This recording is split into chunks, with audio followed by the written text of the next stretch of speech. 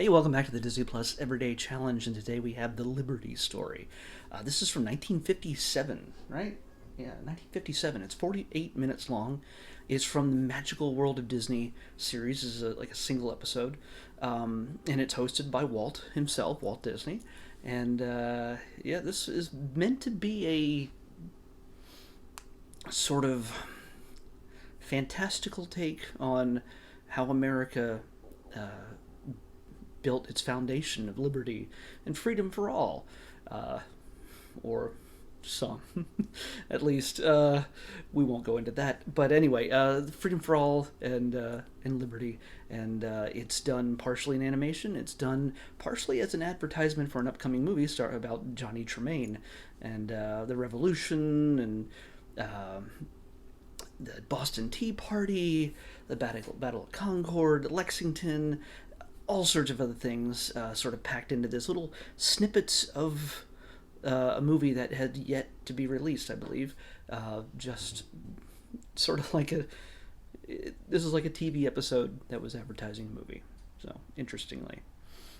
But we do get a a complete animated story in Ben and Me, which is this guy's name is Amos. He's a mouse who came over from England with his family, and he was, well, actually, no, he didn't. He was actually born in Philadelphia. His family came over, but he was born in Philadelphia, and he eventually he went out looking for work and trying to better himself as the oldest of his family of 26 or so.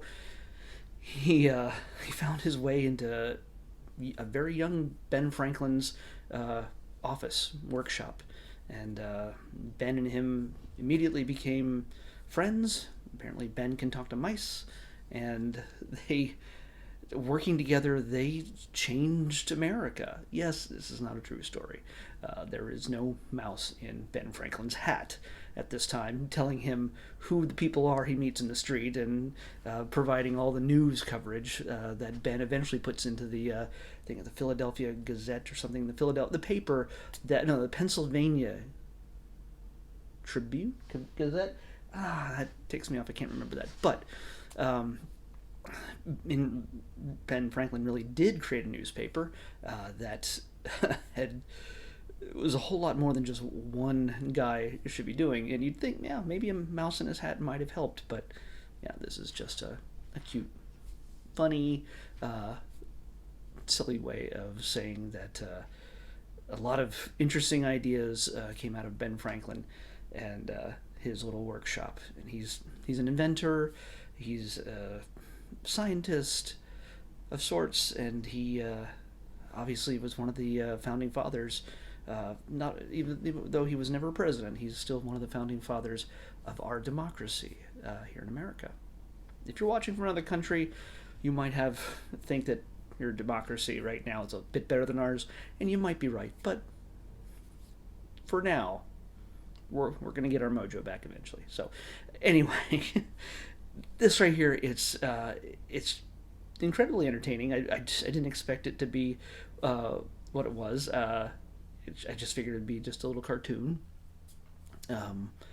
It gives a little bit of insight onto for people who are super young and don't have any idea where they just have a phone where they type out little things with their thumbs. They have no idea what it took at one point to just print a newspaper, just print a single page of a flyer, and all the typesetting involved. Typesetting, every little metal. I can't think of the word, and it should come to me because it's anyway. But all the little metal pieces laid into a rack, and then ink rolled over it, and then pressed with a press. There's so much that people went through to be able to share their free speech, especially in the when you're Ben Franklin. That's what we do now. Sort of we take for granted. We've come a long way. But other than that, one of the things that I found most fascinating about this was Walt, as he's talking to you from his office, he's showing you maps and showing you all sorts of different things and telling you stories about our history and and the revolution, what we went through to gain our freedoms, uh, how we, I don't know, did we, I'm sure it happened other places, but in America, it was the first, in English America, it's the first time that guerrilla warfare was started. When we fought the Revolutionary War against the British, they always walked straight in a line, and we would hide in trees and behind other things and snipe them and take them out. And the British had no idea what to do about that because it was just not a very soldierly thing to do. So there's a little bits and pieces. There's so much more to that than what this show will ever needs to explain because it's again for kids.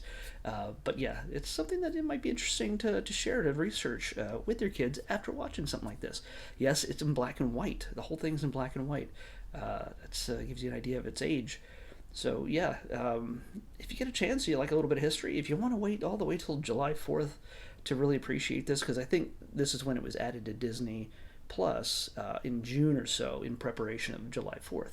So yeah, you can wait till next June, July to watch this. But if you want to check it out now, see a little bit of Disney history, go for it. This is definitely one of those pieces that not just American history, but Disney history is shown in this. Speaking of which, there's a point in this where Walt talks about this new addition to his theme park called Disneyland.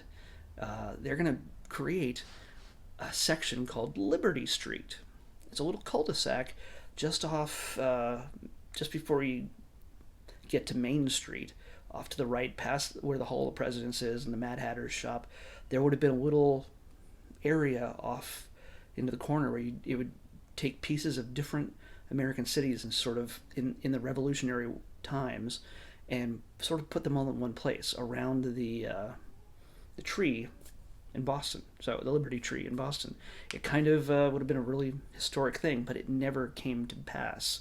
You can find lots of artwork and other stories about it online. I did my research after he mentioned it because I was like, I don't know what this is. I've never seen this at the park, but I have seen it at Disney World in Magic Kingdom. So the Liberty Square in Magic Kingdom is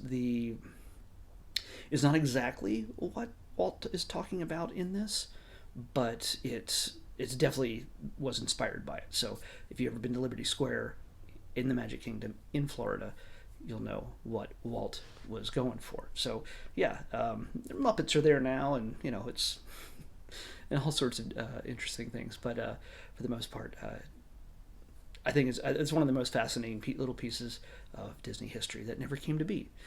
And of course, Walt never saw Walt Disney World, but yeah, I think he'd pretty much like what it has become of his idea. So yeah, that's really all I can say about the Liberty story. I'm not going to pick an episode randomly for tomorrow because tomorrow is the premiere of the Lego Star Wars Holiday Special. I could go on a little bit longer about that, but if you know what the Star Wars Holiday Special is, originally from 1978, it is the lowest point of Star Wars history. It is, you can find it on YouTube, and if you could make it through 5 minutes of untranslated Wookiee talk, you are a hero. So, I'm not going to go into that any further. I'll be able to talk about that with you tomorrow. The Lego Star Wars the holiday special premieres on the 17th tomorrow, and we'll come back here tomorrow after I've seen it, and we'll talk all about it. Okay? I'll see you back here tomorrow on the Disney Plus Everyday Challenge.